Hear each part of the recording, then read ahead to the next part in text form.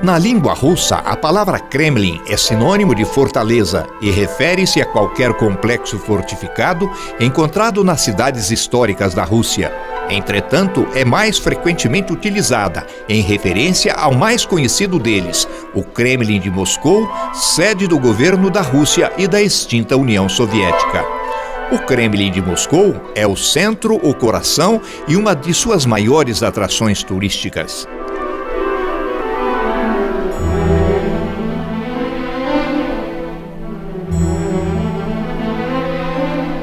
A origem do Kremlin de Moscou está ligada à própria origem da cidade.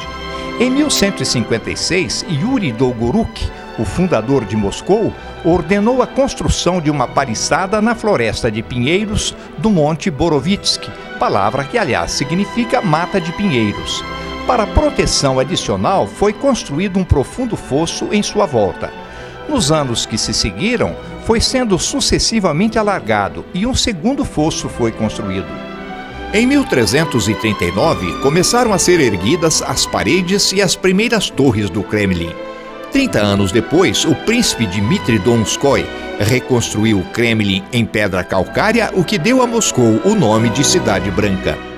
Os muros e as torres atuais e muitas das igrejas e palácios do interior do Kremlin foram erguidos em 1495 no governo de Ivan III. Foi o mesmo Ivan III que também mandou construir uma praça em frente ao Kremlin, hoje chamada Praça Vermelha, para evitar que os inimigos pudessem se aproximar da fortaleza sem serem observados. Ao todo, a muralha do Kremlin contém 20 torres, cada uma com um nome próprio e uma história. A Spasskaya Tower, ou Torre do Salvador, é considerada a mais importante e dá entrada à face leste do Kremlin. Desde o princípio do século XVI, possui um grande relógio, que é chamado o Relógio do Kremlin, em alusão ao Big Ben de Londres.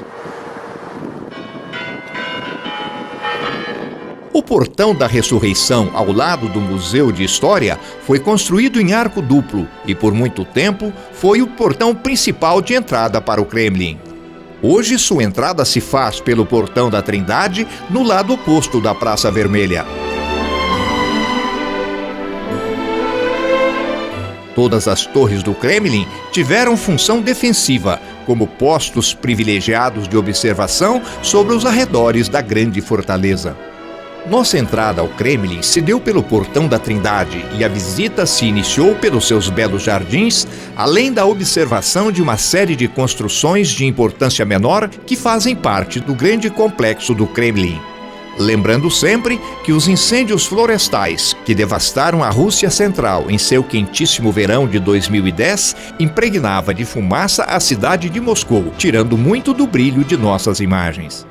Se nas grandes muralhas predomina o vermelho, nos edifícios do interior do Kremlin, a cor mais notada é o amarelo. Este edifício é chamado de Palácio do Arsenal e ao seu redor estão 875 canhões tomados pelos russos das tropas de Napoleão Bonaparte em 1812 e foram expostos como troféu ao longo da fachada. Neste chamado de Senado Triangular, funcionou o Senado e o Soviet Supremo na época stalinista.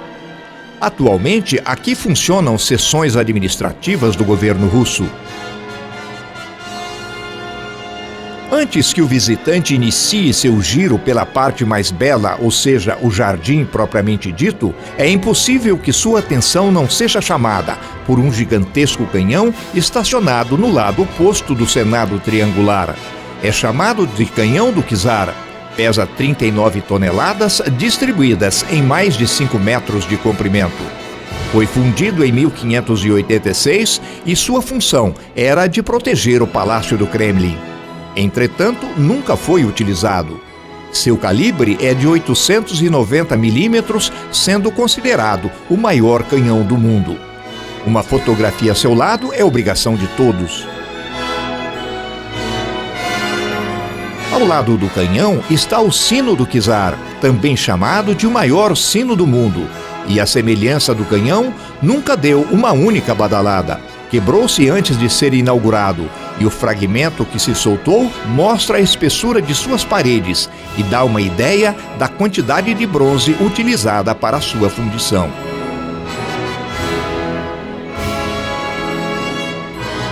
Porém, vamos caminhar por entre os belos canteiros do grande jardim do Kremlin. Estes são cobertos com flores simples e comuns. Entretanto, os arranjos e painéis bem desenhados dão uma beleza especial ao conjunto. Entre as árvores do grande jardim, predominam as macieiras, nativas na região e carregadas de frutos ainda verdes.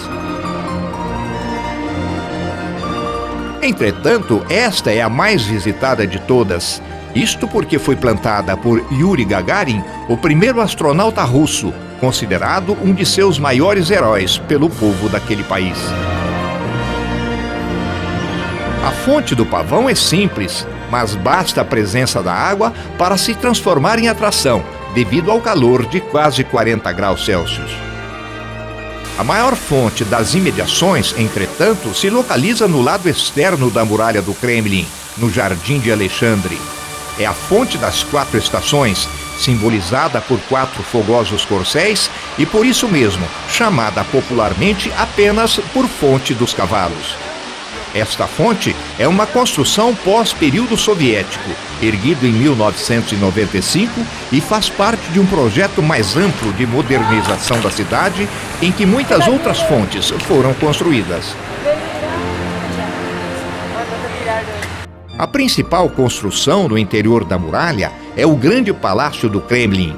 Tem 125 metros de comprimento em sua fachada principal e uma altura de 44 metros até o alto da cúpula.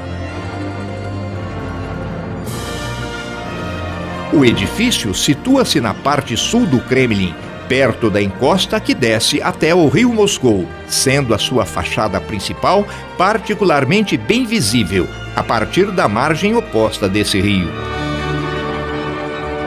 O Grande Palácio do Kremlin é a residência oficial do presidente da Rússia. A parte central do palácio, em seu aspecto atual, foi erguida entre 1838 e 1850, por iniciativa do czar Nicolau I. Localiza-se no mesmo espaço do antigo edifício do Palácio Moscovita do Príncipe Ivan III do século XV. Este havia sido substituído pelo Palácio da Princesa Isabel I do século XVIII, projetado pelo arquiteto italiano Bartolomeu Rastrelli, e que também serviu como residência principal do czar e de sua família em Moscou. De maneira geral, o interior do Grande Palácio do Kremlin encontra-se bem preservado, mantendo a decoração do período czarista. Grosso modo, pode-se dizer que o Grande Palácio é dividido em 2 partes. Uma parte destinada a recepções e cerimônias e outra privada, onde se encontram as antigas câmaras residenciais do czar e sua família. Este espaço é chamado Hall de São Jorge e faz parte do complexo destinado a cerimônias, juntamente com o Hall de Vladimir e o Hall de Santo André, todos localizados no piso superior do palácio. O Hall de São Jorge é destinado a conferências internacionais e a cerimônias para celebrar feitos militares. Aqui foram homenageados os comandantes militares após a vitória dos aliados sobre o nazifascismo em 1945. Em 1961, neste salão, foi declarado herói nacional o astronauta Yuri Gagarin após sua volta do espaço. Os antigos aposentos privados do czar estão localizados no piso térreo e são fechados ao público. Fazem parte ainda do Grande Palácio do Kremlin 2 palácios menores, o das Facetas e o de Terens, parcialmente visíveis a partir da Praça da Catedral e também fechados ao público. A Praça da Catedral é uma área localizada entre os palácios das Facetas e de Terens. De seu centro, onde estão estas senhoras, é possível observar o reluzir das famosas cúpulas de ouro de um conjunto de igrejas ortodoxas, concentradas nos limites da praça. A de maior destaque é chamada Torre do Campanário de Ivan, construída no século XVI e cujas imponentes cúpulas douradas podem ser vistas a uma distância de 30 quilômetros. Com 81 metros, é a mais alta das cúpulas de Moscou e por mais de 400 anos foi o ponto mais elevado, do qual podia-se observar toda a cidade.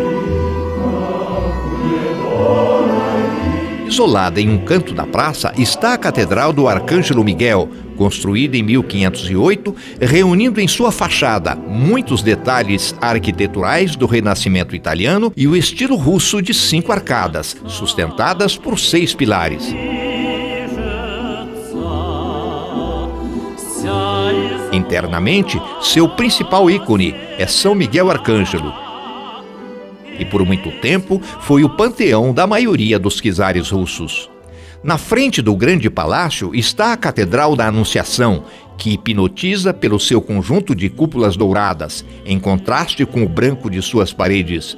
Construída em 1498 com apenas 3 cúpulas, foi ampliada por Ivan IV o Terrível, no princípio do século XVI, adicionando detalhes do estilo grego ao estilo russo tradicional.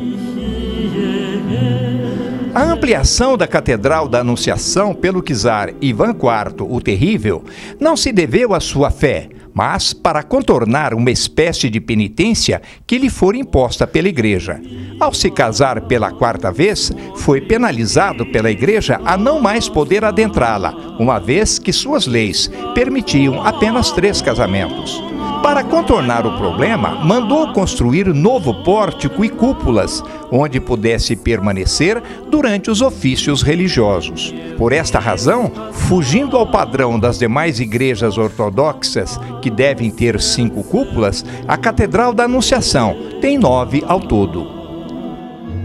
Internamente, a Catedral da Anunciação é famosa por seus ícones que foram sendo reunidos desde o século XIV até o XIX.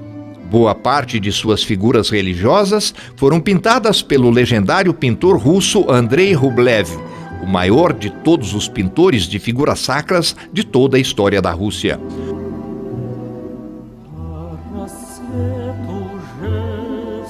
Em 1918, por determinação da Revolução Russa, que implantou o comunismo no país, a Catedral da Anunciação foi fechada para ofícios religiosos e hoje funciona apenas como museu. Atravessando a praça ao centro está a Catedral da Assunção, erguida em 1326, sendo uma das mais antigas igrejas da Rússia e, por muito tempo, a mais importante de Moscou. Por muito tempo, foi o local de coroação dos czares. Seu interior apresenta um grande painel de afrescos, inclusive nos pilares, e abriga obras ainda mais antigas que as suas próprias estacas, como São Jorge, um dos ícones russos de mais longa data, ou seja, do século XII. Da mesma forma que a Catedral da Anunciação permanece fechada para preces e orações desde a Revolução Russa.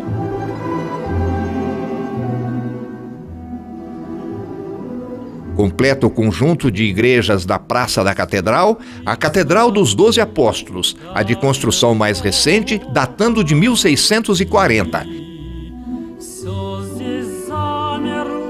E a Igreja da Natividade, composta por 12 capelas, cada uma com sua cúpula.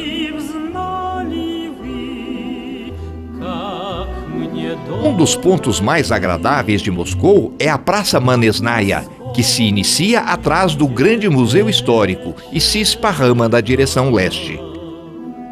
É um local de caminhada e ponto de encontro de namorados, amigos e homens de negócio.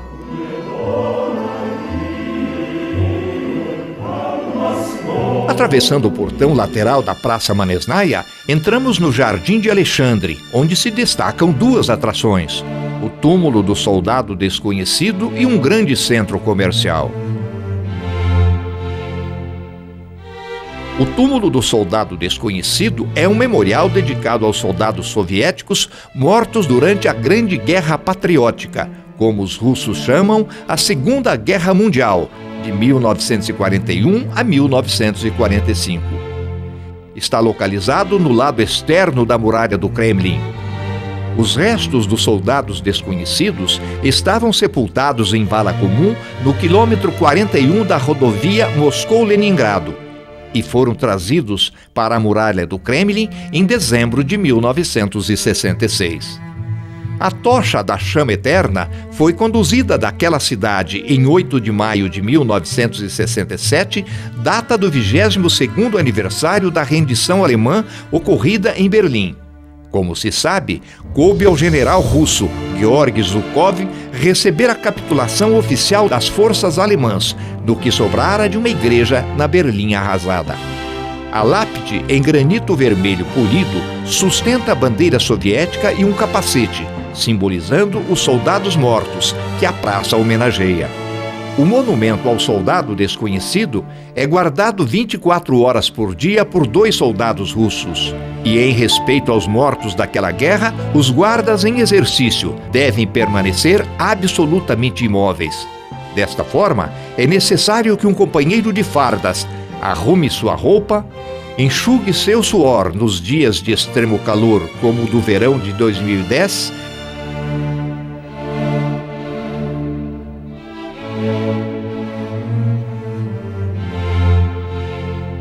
e ajeite o cap na posição ideal. Tudo executado dentro de rigorosa solenidade.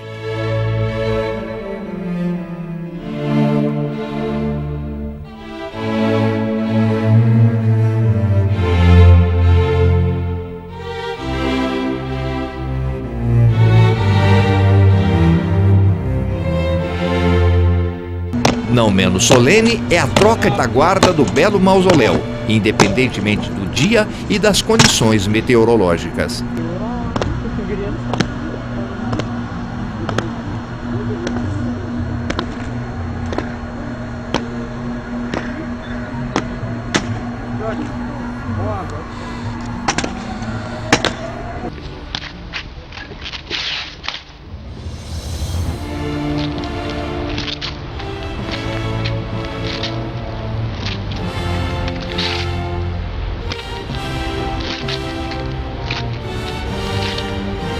A outra atração do Jardim de Alexandre é o seu grande centro comercial ao lado da Fonte das 4 Estações, onde adolescentes e crianças espantam a alta temperatura do verão russo.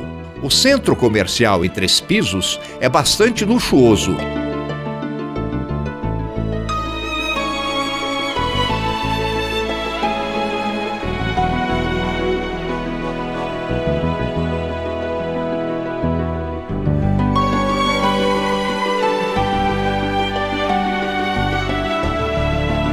Sob uma cúpula com o mapa do hemisfério norte do planeta, onde se localiza a Rússia. Sobre a cúpula externamente foi acrescentada uma estátua em bronze de São Jorge, o santo protetor de Moscou. Este é um dos locais mais frequentados da capital russa e em nada lembra os tempos sisudos da Moscou comunista.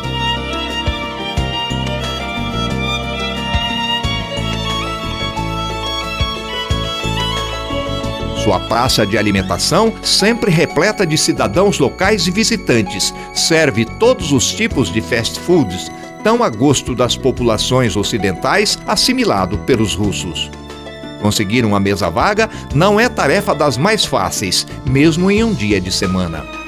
Lojas finas e boutiques vendem todos os tipos de roupas, calçados e joias, anunciando descontos, o que indica que uma pechincha sempre pode trazer benefícios ao comprador.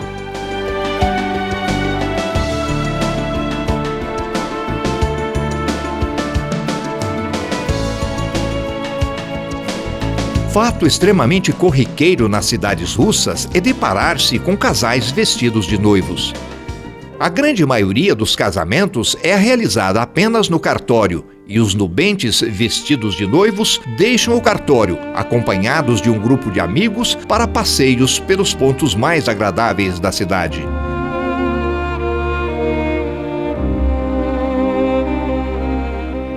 Em Moscou, esta tradição é levada ao extremo. Uma das mais conhecidas pontes que atravessa o rio Moscou, a ponte Lushkov, apresenta na linha central e em toda a extensão da ponte espécies de árvores metálicas em cujos galhos de arame estão trancados centenas ou milhares de cadeados.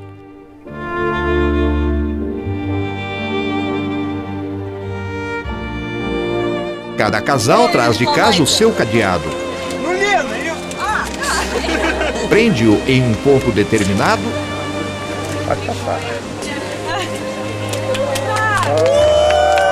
e depois, com muita cerimônia, a noiva atira as chaves no rio.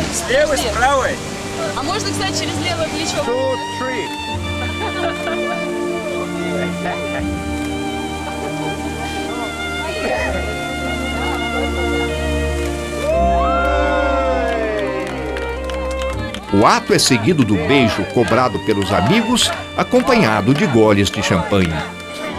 A cerimônia significa que os respectivos corações estão trancados entre si e fechados para possíveis aventuras extraconjugais ou para um novo amor. Mas não existiria uma chave de reserva? Pergunta o brasileiro gaiato ao nosso lado. E deixamos a alegria dos casamentos para visitar um local que sempre inspira respeito e às vezes tristeza, um cemitério. Este, entretanto, à semelhança do cemitério de Père-Lachaise de Paris, é uma atração turística de Moscou. Aliás, a terceira atração mais importante da cidade, perdendo apenas para o Kremlin e a Praça Vermelha. É o cemitério de Novodevitch. Depois do Memorial dos Muros do Kremlin, Novodevitch é o cemitério mais aristocrático de Moscou, onde grandes figuras públicas, políticos, militares, escritores, poetas e artistas vêm sendo sepultados. Seu nome se deve à proximidade com o convento de Novodevitch e porque, em princípio, nele eram sepultadas autoridades da igreja e religiosas daquele convento. Posteriormente, passou a ser utilizado por familiares de intelectuais e homens de negócios da Rússia para o repouso eterno de seus mortos. A partir do século XX, seu uso se generalizou entre familiares dos mais conhecidos e célebres cidadãos da União Soviética e depois da Rússia. Diferentemente de nossos costumes do Brasil, todos os túmulos são encimados por bustos, uma placa de bronze ou até mesmo uma estátua do sepultado em tamanho original. Acompanhado de nossa guia, senhora Natasha Letskina, vamos fazer uma caminhada pelas ruelas do cemitério, por seus muros, estátuas e pequenas capelas, identificando o local de sepultamento de várias personalidades públicas deste país. Aqui, uma dançarina do balé Bolshoi. Nas cores vermelha, azul e branca da Rússia, o túmulo de Boris Yeltsin, o primeiro presidente russo após a abertura política de 1989. Famosa cantora popular recentemente falecida. Yuri Nikulin, um dos diretores do Circo Velho e seu inseparável cão. Um artista popular de variedades. Amada atriz do cinema russo. Comandantes de aviões de caça, heróis da Segunda Guerra Mundial. Anton Chekhov, uma das principais figuras da literatura russa. Criador de um teatro de animais. E, por fim, o local do sepultamento de uma das figuras mais queridas da Rússia, admirada no mundo todo por seus posicionamentos frente às crueldades do regime comunista, por seu espírito humanitário e até pela sua beleza. Raíssa Gorbachev, falecida precocemente com não mais de 60 anos, acometida de câncer. Por isso, seu túmulo está sempre coberto de flores que são trocadas diariamente pela população de Moscou. Uma das atrações históricas de Moscou é o grande convento de Novodevitch, em que entramos agora. Este foi fundado em 1524 pelo czar Vasily, em comemoração à tomada da cidade de Smolensk, à Lituânia. A palavra Novodevitch significa donzelas novas, pois o convento era destinado à reclusão religiosa de mulheres jovens provenientes de famílias nobres da Rússia. Também era utilizado como presídio para mulheres rebeldes da realeza, como, por exemplo, a regente Sofia, meio-irmã do czar Pedro o Grande, e de sua primeira esposa, Eudóxia Lupkina, que foram sepultadas na Catedral da Virgem de Smolensk, no interior das muralhas do convento. A entrada principal do convento de Novodevich é o Portão da Transfiguração. Na verdade, trata-se de uma enorme torre com vários pisos, exibindo a arquitetura barroca de Moscou. Uma das características desse estilo é justamente a combinação das cores vermelha e branca. Pode parecer estranho que um convento seja cercado por enorme muralha e torres com pontos de observação. Ocorre que, devido à sua localização no extremo sul da cidade e ao lado do rio Moscou, o convento fez parte do sistema defensivo da Moscou imperial e depois comunista. Aliás, em tempos passados e praticamente em todo o mundo, as funções da igreja se confundiam com as funções do Estado. A principal construção do monastério é a Catedral da Virgem de Smolensk, que, como toda igreja ortodoxa, tem 5 cúpulas. A maior, pintada em dourado, é a central e representa Cristo na igreja ortodoxa. A iconografia do interior da catedral é riquíssima.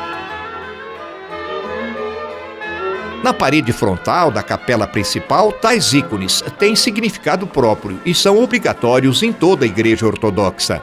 Tais ícones estão dispostos em vários níveis e decrescem em importância de baixo para cima.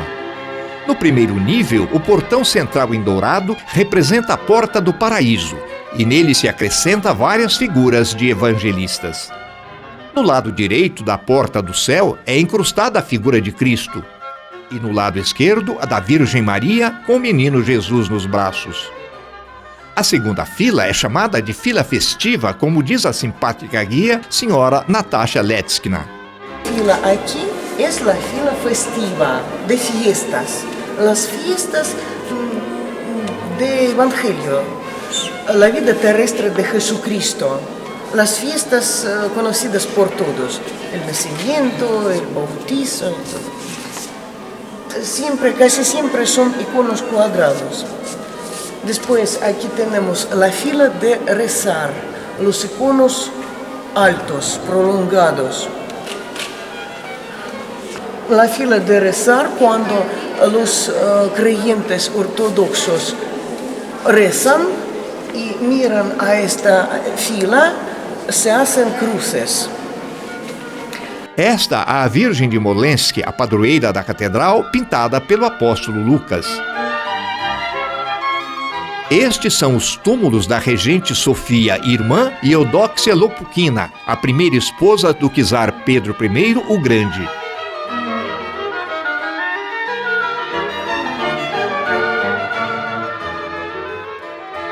E nos jardins do convento de Novodevich, a nossa simpática guia fala sobre o casamento dos padres da Igreja Ortodoxa. O clero blanco devem casar-se para hacerse sacerdote de parroquia. Para aceptar parroquia, necesitan casarse. Si no están casados, no les dan parroquia. Pero solo sacerdotes y más no ascienden. O campanário do convento foi erguido em 5 pisos. Tem 72 metros, inferior apenas ao campanário do Kremlin, com 81 metros de altura. O convento de Novodevich serviu também como cemitério para vários descendentes de czares e outros nobres da Rússia. Outra bela obra no interior do convento é a Igreja da Assunção. Esta exibe o mais puro estilo barroco russo, com branco e vermelho vibrante. Foi construída em 1860 pela regente Sofia. Diferentemente da Catedral da Virgem de Smolensk, transformada em museu desde 1922 por determinação da Revolução Bolchevique, a Igreja da Assunção permanece ativa para a prática religiosa.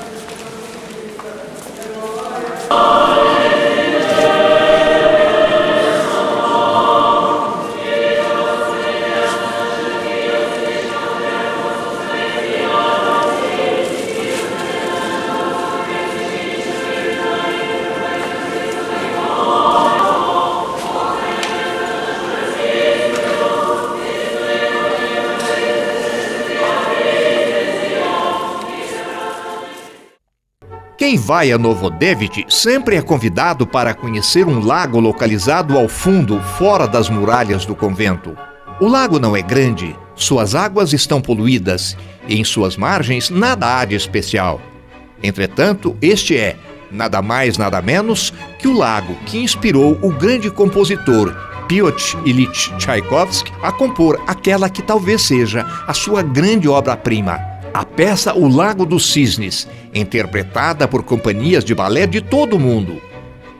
Y este paisaje le inspiró a componer el baile. Tchaikovsky. Tchaikovsky, Sí. sí. Pues este es Lago del Cisne. Este es el lago de cisnes, pero ahora no viven aquí los cisnes, solo los patos. Y trataban de traer aquí a los cisnes, pero no viven.